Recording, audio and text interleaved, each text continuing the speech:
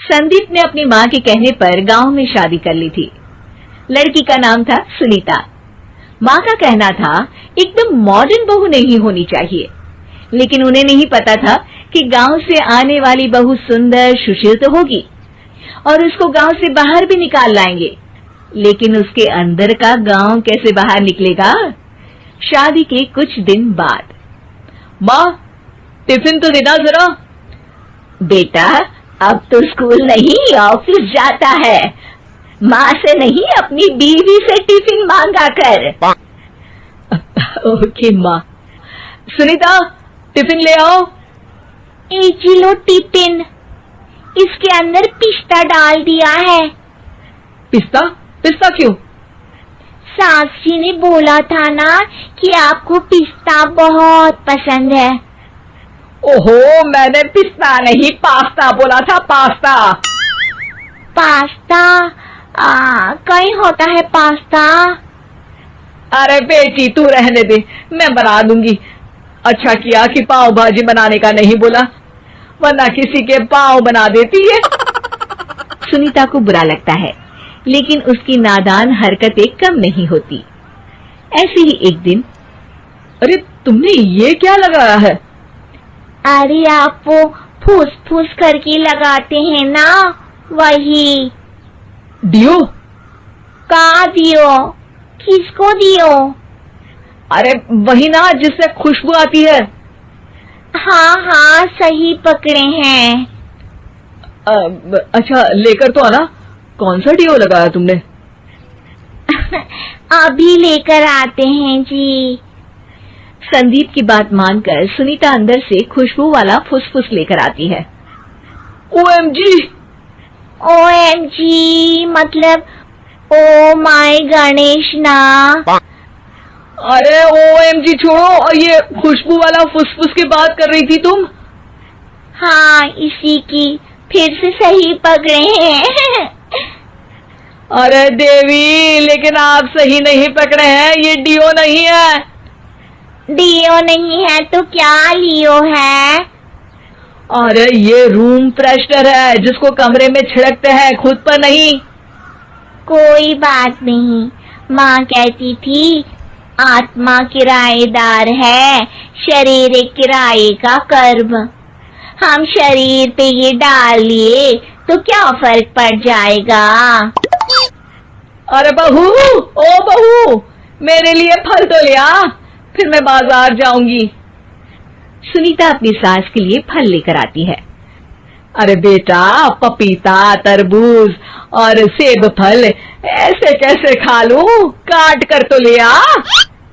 माँ जी, मेरे गांव में तो खेत से उठा के सीधा खा लेते हैं। अरे ये तेरा गांव नहीं है ना। अरे संदीप, तू ही कुछ समझा देना इसको बेटा। मैं कैसे समझाऊं माँ, ये तो माइक्रोवेव को भी भट्टी बोलती है। कल मैंने बोला हाय कैसी हो, तो बोलती है किसी को हाय नहीं लगानी चाहिए। अरे सुनीता, तेरा क्या होगा? अभी तो कैसे बताऊं माँ जी, अभी हम कुछ करेंगे फिर पता चलेगा क्या होगा, लड़का या लड़की। हे भगवान, कहाँ से आ गई है? रामपुर से जी, आप ही तो लेकर आए थे मुझे। अरे मुझे माफ कर दो। पहले कोई गलती तो करिए जी, आपकी तो सारी गलती माफ कर देंगे हम। हाँ अरे बहू, मेरी बात सुन, फल यानी कि फ्रूट जब भी लाए ना तो काट कर लाना, ठीक है? जी ठीक है माँ जी, फल यानी फ्रूट यानी काट के लाऊंगी। सुनीता रोज ही कोई ऐसी हरकत कर देती जिसकी वजह से उसे घर में 2 बातें सुननी पड़ती। एक दिन, माँ मेरे बॉस घर पर आने वाले हैं शाम को, उनका बर्थडे है, फैमिली साथ नहीं रहती उनके, तो यही पार्टी कर लेंगे। उनको अच्छा लगा तो शायद मेरा प्रमोशन भी हो जाएगा।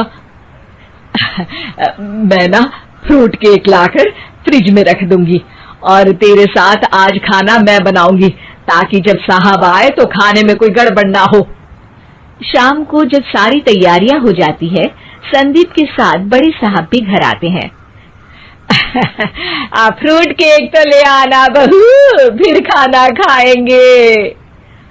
अरे इस सब की क्या जरूरत थी, आपने बुलाया वही काफी है। सर, आपका परिवार शहर में नहीं है तो हम ही आपके परिवार जैसे हैं सर। इतने में ही सुनीता फ्रूट केक लेकर आती है और बड़े साहब की टेबल पर रख देती है, और जैसे ही केक के ऊपर का बॉक्स हटाती है, ओह, ये क्या है? केक तो कटा हुआ है, मैं तो ऐसा नहीं लाई थी। आप मुझे शाबाशी दे सकती है माँ जी, मैंने ही केक काट दिया। आपने कहा था ना, फल यानी फ्रूट यानी हमेशा काट के लाना, तो फ्रूट केक भी तो फ्रूट ही है ना, तो मैंने पहले ही काट लिया। हूँ ना मैं समझदार। अरे बहू, ये क्या किया?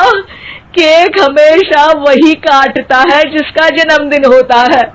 तुझे एक बात भी समझ नहीं आती, एक नंबर की बेवकूफ है। पूरा माहौल बिगड़ चुका था। संदीप को लगने लगा था कि साहब उसे प्रमोशन तो दूर की बात है, कहीं डिमोशन ना दे दे, लेकिन साहब बीच में ही बोल पड़ते हैं। अरे कोई बात नहीं, ये इनकी बेवकूफी नहीं है, इनका भोलापन है। बेटा आप कहाँ से हो? रामपुर गांव से। अरे वाह, गांव से, फिर तो आपके गांव में ताजे फल और सब्जियां मिलते होंगे। हाँ सही पकड़े हैं, हम तो काटते भी नहीं, सीधा खा लेते हैं।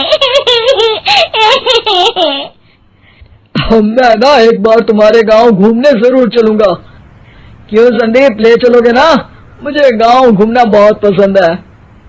बस फिर क्या था, संदीप और सास दोनों खुश हो गए, क्योंकि साहब को सुनीता ने गांव की बात करके खुश कर दिया था।